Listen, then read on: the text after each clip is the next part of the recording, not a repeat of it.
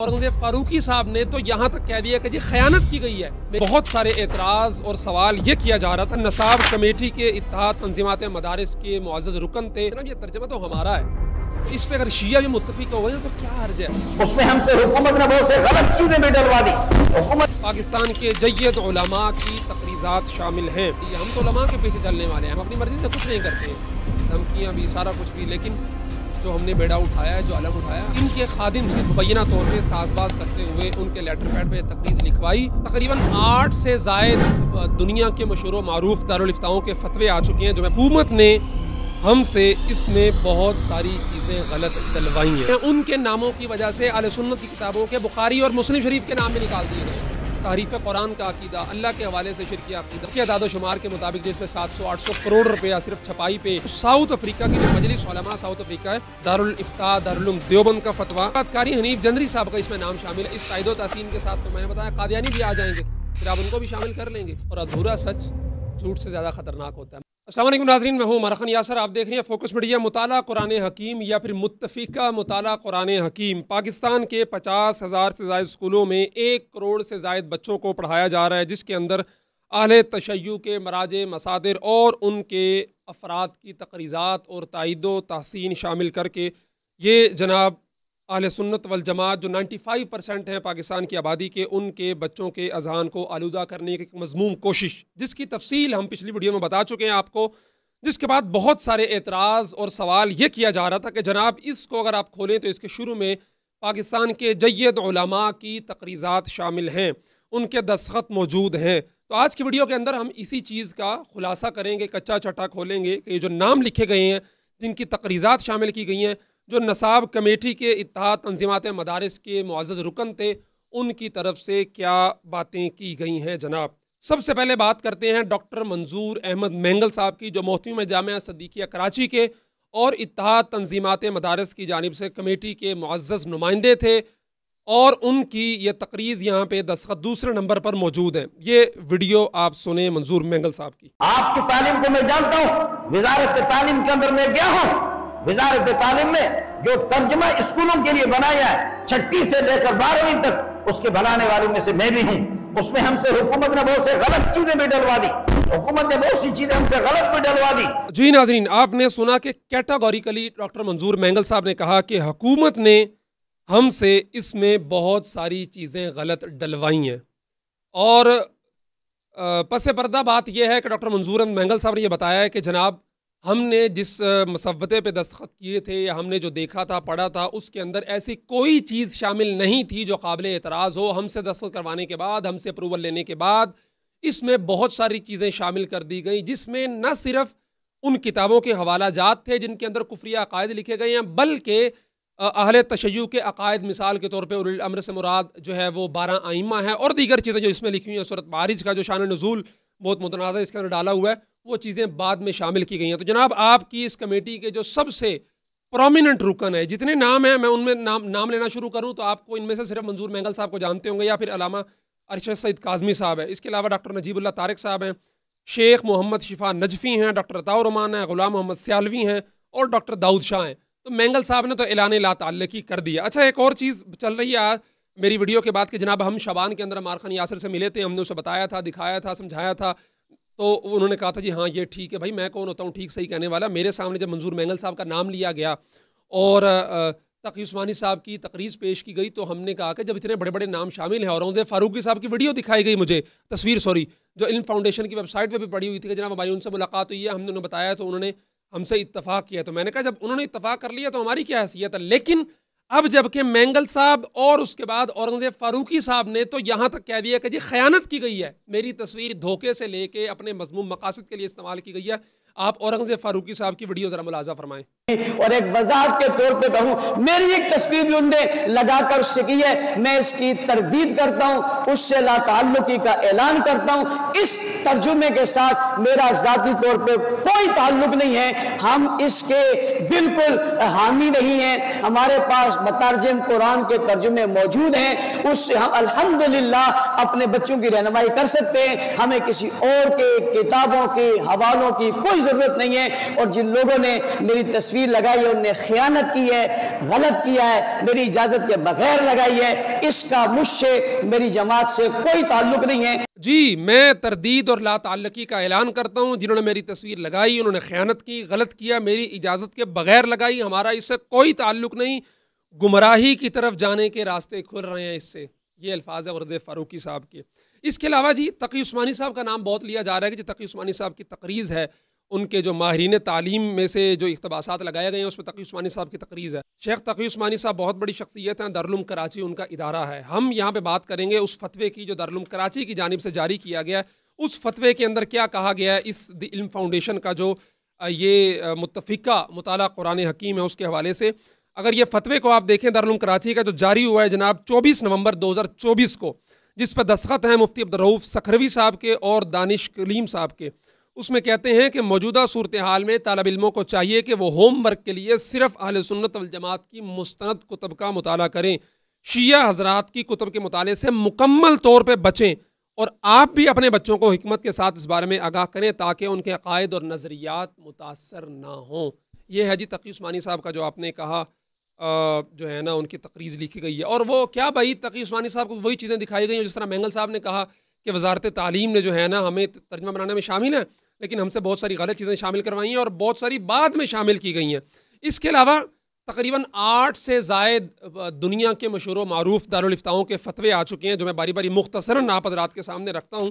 جس میں سب سے پہلے دارالعلوم کراچی کا تو میں نے آپ کے سامنے رکھ دیا۔ اس کے علاوہ معاذ بن جبل کراچی کا ادارہ ہے بہت بڑا، اس کا یہ پورا فتویٰ ہے 2-3 پیجز کا، جس میں وہ لکھتے ہیں کہ اس نصاب کے پڑھانے سے اصلاح کی بجائے نقصان کا قوی اندیشہ ہے، کیونکہ اہل سنت والجماعت اور اثنا عشریہ کے درمیان اختلاف اصول و فروع دونوں میں ہے، جبکہ اس ترجمے سے جس کو مشترکہ کہا جا رہا ہے اور اس میں اہل تشیع کے لوگ بھی شامل ہیں، اس سے یہ تاثر جا رہا ہے کہ ان کے اندر کوئی اختلاف نہیں ہے، حالانکہ یہ بات ظاہر کے بالکل خلاف اور بے بنیاد ہے۔ اور نیچے آگے 7 نمبر پوائنٹ میں وہ کہتے ہیں کہ اس مشترکہ ترجمہ کے شائع کرنے کی کوئی خاص ضرورت اور باعث بھی موجود نہیں، کیونکہ اہل سنت والجماعت کا متفقہ صحیح اور درست ترجمہ اردو زبان کے علاوہ بھی کئی زبانوں میں موجود ہے۔ اس کتاب کے شامل نصاب ہونے سے اہل سنت والجماعت کے بچوں اور بچیوں میں اہل تشیع حضرات کے عقائد، اعمال اور افعال ایک جیسے معلوم ہوں گے، جس سے خلط مذہب کا اندیشہ۔ وہ آپ کو یاد ہے پچھلی ویڈیو میں نے کہا تھا کہ ابھی عارضی طور پر بچے پڑھ لیں گے، لیکن جو یہ سلسلہ آگے بڑھے گا تو وہ یوں مکس ہوتی جائیں گی چیزیں، گدلا پانی اور صاف پانی اپنے الگ الگ راستے پہ جا رہا ہے، یہ صاف ہے یہ گدلا ہے، لیکن جب ان کو آپ مکس یوں ملائیں گے آپس میں تو یہ آہستہ آہستہ آہستہ آہستہ یوں سرایت کرتا چلا جائے گا۔ تو وہ جو گدلا گٹر کا پانی ہے وہ تحریف قرآن کا عقیدہ، اللہ کے حوالے سے شرکی عقیدہ، ائمہ کے بارے میں عقیدہ وہ منسوس ہیں، وہ ان پہ وحی نازل ہوتی ہے اور وہ معصوم ہے۔ اس کے علاوہ قرآن سب سے جو جس چیز پہ ہے وہ محرف ہے، اصل قرآن تو جناب وہ 12واں امام لے کے آئے گا، اور بہت ساری چیزیں جو اس میں لکھی ہوئی ہیں، فصل الخطاب اور یعقوب کلینی کی جو چیزیں ہیں باقی بھی۔ تو یہ جناب ہو گیا معاذ بن جبل کا۔ اس کے بعد جناب میں فتویٰ پیش کرتا ہوں جامعہ اسلامیہ طیبہ کراچی کا، یہ تو خیر بہت لمبا ہے تو میں اس میں مختصراً اگر آپ کو کہوں کہ وہ کہتے ہیں کہ اثنا عشریہ کے من گھڑت قبائلوں عقائد نے 12 اماموں کو معصوم مان کر نبی کا درجہ، تعریف قرآن، صحابہ کو 3 صحابہ کو مرتد اور کافر قرار دینا، نماز پنجگانہ کے بعد صحابہ پر لعنت واجب قرار دینا، اور اثنا عشریہ کا اس بات پر اجماع ہے کہ احادیث کا پورا ذخیرہ 4 کتابوں پر تقسیم ہے، جو کہ اصح الکتب جنہیں وہ کہتے ہیں، جن کے نام یہ ہیں کافی، ملا یعذر الفقی، تہذیب، استبصار وغیرہ۔ اور اس لیے ہماری معلومات کی حد تک اور قرآن و حدیث سے اخذ کیے گئے عقائد کے مطابق قرآن پاک کا مشترکہ ترجمہ پڑھنا یا شائع کرنا، اسے نصاب کا حصہ بنانا بظاہر اس کام کا کوئی فائدہ نہیں ہے، اگرچہ متن اور ترجمہ اہل سنت کے عقائد کے مطابق کیوں نہ ہو۔ 1400 سال سے اہل سنت یہ کام بخوبی سر انجام دے رہے ہیں، اس نئے پالش کرنے کی کوئی فائدہ نہیں، اس کے فوائد کرنے کی بجائے نقصانات ہیں۔ 1400 سال سے چل رہا ہے، اب تک ضرورت پیش نہیں آئی۔ اچھا پھر مزے کی بات یہ کہا جاتا ہے کہ جناب یہ ترجمہ تو ہمارا ہے، تو اس پہ اگر شیعہ بھی متفق ہو گئے تو کیا حرج ہے، ان کی تقریض بھی شامل کر لی گئی ہے۔ تو میں آپ حضرات سے پوچھتا ہوں کہ شیعہ ہمارے اس ترجمے کو صحیح مان رہے ہیں نا، تو ٹھیک ہے، جو قادیانی ہے وہ بھی تو اس ترجمے کو درست مانیں گے، ٹھیک ہے، ان کے چند اس کے اندر اپنی تشریعات کے اندر اور آیات کے اندر اپنی ان کی تشریح اور اپنی کچھ چیزیں ہیں، اس کو تو وہ بھی مانتے ہیں۔ تو کیا آپ یہ بات قبول کریں گے کہ اس کے اندر شیعوں کا اس کا قادیانیوں کا بھی وہ شامل کر لیا جائے؟ کیونکہ قرآن کے معاملے میں تو اہل تشیع تو اس قرآن کو مکمل نہیں مانتے، مربوط منضوط اور حفاظت شدہ نہیں مانتے یہاں تک پہنچا ہوا، تو پھر ان کے ان شرائط کا ان کا کیا شامل کرنا۔ اچھا اس کے بعد یہ تو پاکستان کے مدارس کے جامعات کے دارالفتاؤں کے فتوے تھے، میں آپ کے سامنے پیش کرتا ہوں ساؤتھ افریقہ کی جو مجلس علماء ساؤتھ افریقہ ہے ان کا فتویٰ ہے جناب، اہل تشیع جو قرآن مجید کی صحت کو مسترد کرتے ہیں اور صحابہ کرام کی توہین کرتے ہیں، ان کے درمیان مسلمانوں کے درمیان کبھی بھی مشترکہ بنیاد نہیں ہو سکتی، قرآن اور صحابہ کے بغیر اسلام کا وجود نہیں ہو سکتا، قرآن اور صحابہ اسلام کی دو انتہائی اہم اور بنیادی ستون ہیں، صحابہ کے دور سے قرآن منتقل ہوتا آیا، اس کے شیعہ نسخے قرآن کو ساتھ ملا کر ایک متفقہ نسخہ بنانے کی کوشش بالکل غلط، فریب آمیز اور باطل ہے، ان کے درمیان ایک ملا جلا نسخہ بنانا بالکل ناممکن ہے۔ قرآن میں شیعہ کے کسی بھی مفہوم یا تفسیر کو شامل کرنے کے لیے معمولی سی تبدیلی بھی کفر ہے اور قرآن شریف کی صحت کو شدید نقصان پہنچاتی ہے، لہٰذا اس نام نہاد متفقہ نسخہ کو باطل اور حرام قرار دیا جاتا ہے۔ یہ میں نہیں کہہ رہا، مجلس علماء ساؤتھ افریقہ کہہ رہی ہے۔ اس کے بعد دنیا کا سب سے بڑا دینی تعلیمی ادارہ دارالفتاء دارالعلوم دیوبند کا فتویٰ میں آپ کے سامنے پیش کرتا ہوں۔ اس میں وہ کہتے ہیں کہ جناب شیعہ اثنا عشری اور اہل سنت والجماعت کا مشترکہ ترجمہ قرآن تیار کرنے یا کروانے کی آخر ضرورت اور حاجت ہی کیوں درپیش ہے، جب ترجمہ بھی اہل سنت کا، عقائد و نظریات بھی اہل سنت کے اور ان کے مطابق ہوں گے اور نظر ثانی کرنے والے افراد بھی اہل سنت والجماعت کے ہوں گے، تو شیعہ اثنا عشری افراد اس میں کیا خدمت سر انجام دیں گے؟ نیز پھر یہ مشترکہ ترجمہ قرآن مجید کیسے ہو گیا؟ بات واضح ہے، اگر ترجمہ ہمارا،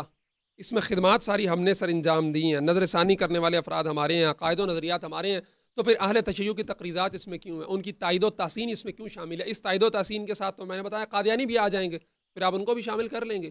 تو یہ فتوے ہیں جناب ان لوگوں کے۔ پھر اس میں اچھا ایک اور تائید ہے حکیم مظہر صاحب کی، حکیم مظہر صاحب جو حکیم اختر صاحب کے بیٹے ہیں، ان کا بہت بڑا ادارہ ہے کراچی کے اندر جامعہ اشرف المدارس، ان کی تقریض بھی اس میں شامل کی گئی ہے جناب، یہ 6 7ویں نمبر پہ۔ تو ان کے ادارے کا بھی فتویٰ ہے اور تفصیلی فتویٰ ہے، 30 صفحوں کا فتویٰ ہے جامعہ اشرف المدارس کا، جس میں واضح طور پہ انہوں نے تفصیل کے ساتھ اہل تشیع کی جن کتابوں کے اس میں حوالے دیے گئے تھے اور جن دیگر چیزوں کو اس میں کوٹ کیا گیا، ان کتابوں سے اہل تشیع کے عقائد کو ثابت کر کے بتایا کہ اہل تشیع اور مسلمانوں اہل سنت کے درمیان اختلاف اصولی ہے، فروعی نہیں ہے، تو یہ ایک ترجمے پر اکٹھے ہو جانا یہ بالکل نامناسب بات نہیں ہے، اہل سنت کے بچوں کو یہ ترجمہ پڑھانا درست نہیں ہے۔ تو حکیم مظہر صاحب کی جو تائید اس میں شامل کی گئی ہے وہ ان کے مدرسے کے فتوے سے باطل ہو جاتی ہے۔ اس کے بعد مولانا ناصر الدین خاکوانی صاحب کی بھی اس میں جو ہے نا، جو عالمی مجلس تحفظ ختم نبوت کے امیر ہیں، ان کی تقریر بھی اس میں شامل کی گئی ہے۔ اس کی بھی کہانی بڑی دلچسپ ہے کہ تنظیم اسلامی کے جو ملتان کے ذمہ دار ہیں وہ بھی خاکوانی صاحب ہیں اور ناصر الدین خاکوانی صاحب کے رشتہ دار ہیں، انہوں نے ان کے خادم سے مبینہ طور پہ ساز باز کرتے ہوئے ان کے لیٹر پیڈ پہ تقریر لکھوائی اور لکھوا کر جو ہے نا وہ اس میں شامل کروائی ہے۔ اس کے بعد قاری حنیف جندری صاحب کا اس میں نام شامل ہے، جو وفاق المدارس کے جنرل سیکرٹری ہیں۔ اس حوالے سے ہمیں یہ معلومات پہنچی ہیں کہ جناب پچھلے سال لاہور کے ایک معروف خطیب ہیں ظہیر احمد ظہیر صاحب، ان کی ملاقات ہوئی تھی قاری حنیف جندری صاحب سے، جس کی تصاویر بھی آپ اسکرین پہ دیکھ رہے ہیں، جس میں انہوں نے مطالعہ قرآن حکیم بھی پکڑا ہوا ہے۔ تو اس میں انہوں نے جب بریف کیا جندری صاحب کو، تو جندری صاحب نے یہ ایڈمٹ کیا کہ جناب یہ ساری چیزیں جو شامل کی گئی ہیں ہمارے بعد میں شامل کی گئی ہیں، ہمیں یہ چیزیں نہیں دکھائی گئی تھیں۔ تو یہ ہے جی ساری صورتحال اور جواب ان لوگوں کا جو کہہ رہے ہیں کہ یہ ان علماء کے اس میں شامل کیے گئے ہیں۔ منظور مینگل صاحب کا نام ہے، انہوں نے واضح طور پہ کہہ دیا کہ جی حکومت نے ہم سے زبردستی چیزیں شامل کروائی ہیں، اور انہوں نے فاروقی صاحب کی تصویر استعمال کر رہے تھے، انہوں نے اعلان لا تعلقی کر دیا اور کہہ دیا کہ جناب انہوں نے خیانت کی ہے، غلط کیا، میری تصویر میری اجازت کے بغیر لگائی ہے۔ تاکہ عثمانی صاحب ان کے ادارے کا فتویٰ آ گیا کہ مسلمانوں کے لیے اہل سنت کے لیے درست نہیں ہے کہ وہ اپنے بچوں کو یہ ترجمے پڑھائیں۔ جندری صاحب کو بتا دیا، حکیم مظہر صاحب کے ادارے کا 30 صفحات کا فتویٰ آ گیا، دارالعلوم دیوبند کا فتویٰ آ گیا، مجلس علماء افریقہ کا فتویٰ آ گیا، دارالعلوم زکریہ اسلام آباد والے کا فتویٰ اس میں موجود ہے، دارالہدا اسلام آباد کا معروف ادارہ ان کا فتویٰ اس میں موجود ہے، اور کیا چاہیے؟ معاذ بن جبل کا فتویٰ پڑھ دیا۔ تو بات وہیں کھڑی ہے کہ ہمارے بچوں کو ذہنوں کو آلودہ کرنے کے لیے یہ چیزیں، اور اچھا اب یہ کہا جا رہا ہے کہ جناب نئے ایڈیشن کے اندر ہم نے ان کے جو حوالہ جات ہیں وہ نکال دیے ہیں، لیکن یہ ادھورا سچ ہے، اور ادھورا سچ جھوٹ سے زیادہ خطرناک ہوتا ہے۔ مکمل سچ یہ ہے کہ صرف اہل تشیع کے حوالہ جات نہیں نکالے گئے، بلکہ اس کی وجہ سے اس جو غلط عقائد والی کتابیں ہیں، غلاظت والی کتابیں ہیں، ان کے ناموں کی وجہ سے اہل سنت کی کتابوں کے بخاری اور مسلم شریف کے نام بھی نکال دیے گئے ہیں۔ یہ کیا بات ہے؟ مطلب اگر ان کے نکالنے تو ہمارے بھی نکال دیں گے، یہ حوالے باقی رکھے، یہ کیوں نکال رہے ہیں آپ حضرات؟ اور اگر اب نکالنے کی ضرورت پیش آ رہی ہے تو اس وقت داخل کیوں کیے گئے تھے؟ یہ تو ہم بعد میں آئیں گے نا اس کے اوپر، جو لمبے چوڑے خرچے ہوئے ہیں اور جو مفت میں آپ نے 60 لاکھ نسخہ تقسیم کیے ہیں، ایکسپو کراچی میں بنڈلز کے بنڈل آپ نے مفت میں بانٹے ہیں، اور جو 40,000 اساتذہ کو ٹریننگ دی ہے اس پہ جو خرچے ہوئے ہیں، اور اس پہ جو آپ کے اعداد و شمار کے مطابق جو اس پہ 700-800 کروڑ روپیہ صرف چھپائی پہ جو مفت آپ نے تقسیم کیے ہیں لگے ہیں، وہ کہاں سے آئے؟ یہ ایک الگ کہانی ہے، اسے پھر کبھی بات کریں گے۔ اور اگلی ویڈیو میں انشاءاللہ ہم آپ کو بتائیں گے کہ اس سے پہلے بھی اس طرح کی کوششیں ہو چکی ہیں، ضیاء دور میں بھی، اس سے پہلے پاکستان سے باہر بھی، ایران میں بھی، لبنان کے اندر بھی، لیکن اس کی کیا تاریخ ہے، کب، کیسے، کہاں کیا کوششیں ہوئیں اور کس طرح علماء نے ان کو بے نقاب کیا اور ان کے آگے رکاوٹ کھڑی کی، سدھے سکندری ثابت ہوئے، اور آج پھر ایک نئی کوشش میں تھوڑے عرصے بعد جو ایک نئے لبادے کے اندر بظاہر تنظیم اسلامی کا سافٹ چہرہ، شجاع الدین شیخ کا سافٹ چہرہ، اور ڈاکٹر اسرار کی جماعت جو قرآن کے حوالے سے جن کی خدمات دروس قرآن بڑے معروف ہیں اور لوگ بڑے شوق سے سنتے ہیں، ان کو فرنٹ پہ رکھتے ہوئے اب یہ کوشش کی جا رہی ہے، تو انشاءاللہ یہ کوشش اس دفعہ بھی کامیاب نہیں ہوگی۔ ہم اپنے صاف شفاف عقائد کے اندر اہل سنت انشاءاللہ اس آمیزش کو، جو قرآن کی تعریف کے قائل ہیں، جو ائمہ کی اور جو صحابہ کی گستاخیوں کے قائل ہیں، تبرہ جن کے نزدیک واجب ہے، جن کے نزدیک اللہ کے لیے بدا کا عقیدہ ہے، انبیاء کے لیے جن کے نزدیک حرص، ہوس اور حسد لالچ کا عقیدہ ہے، 12 اماموں کے بارے میں عقیدہ ہے، اور قرآن 12 امام لے کے اگر ہم انشاءاللہ ان کو اپنے ساتھ اس قرآن مجید کے ساتھ مشترکہ طور پہ ہم ان کے ساتھ شامل نہیں ہوں گے، انہیں ہمیں اپنے ساتھ شامل کرنا ہے، زبردستی تو کر لیں، اور ہم انشاءاللہ اس فتنے کو بے نقاب کرتے رہیں گے۔ آج بہت سارے لوگوں نے رابطے کیے، کوشش کی، اور سمجھانے بجھانے اور دھمکیاں بھی، سارا کچھ بھی، لیکن جو ہم نے بیڑا اٹھایا ہے، جو علم اٹھایا ہے، ہم انشاءاللہ اس کو لے کے چلتے رہیں گے، اور جو علماء کی طرف سے یہ فتوے 8 دارالاسلام کے فتوے دیے ہیں، ان 8 دارالاسلام کے فتوے آئے ہیں، اس کے حوالے سے صحیح ہے۔ ہم تو علماء کے پیچھے چلنے والے ہیں، ہم اپنی مرضی سے کچھ نہیں کرتے ہیں۔ میں نے آپ کے سامنے اپنی طرف سے کوئی بات کوٹ نہیں کی، جو کوٹ کی ہے ان فتووں سے کوٹ کیا ہے، ٹھیک ہے؟ آپ لینا چاہیں یہ PDF میرے پاس پورا موجود ہے 100 صفحوں کا، جو لینا چاہے PDF فوکس میڈیا کے اس پہ رابطہ کر لے، میں اپنی ٹیم سے کہہ دیتا ہوں، ٹھیک ہے جلیل بھائی؟ جو رابطہ کرے آپ سے، یہ PDF فتوے جتنے بھی ہیں آپ سارے ان کو بھجوائیں، جس کو چاہیے جتنا چاہیے، افادہ عام کے لیے سب کو بھیجیں، اور پھر اپنی آنکھیں کھول لیں، اور ہمیں طعن و تشنیع کرنے کے بجائے، مطعون قرار دینے کے بجائے، ہمارے خلاف لٹ لے کے دوڑنے کی بجائے اور دھمکیاں دینے کے بجائے، دھونس دکھانے کے بجائے، آپ اپنی نسلوں کے ایمان کی، عقیدے کی، ان کی فکر کی، ان کی سوچ کی، ان کے نظریے کی حفاظت کے لیے اپنا کردار ادا کریں۔ جزاکم اللہ خیرہ۔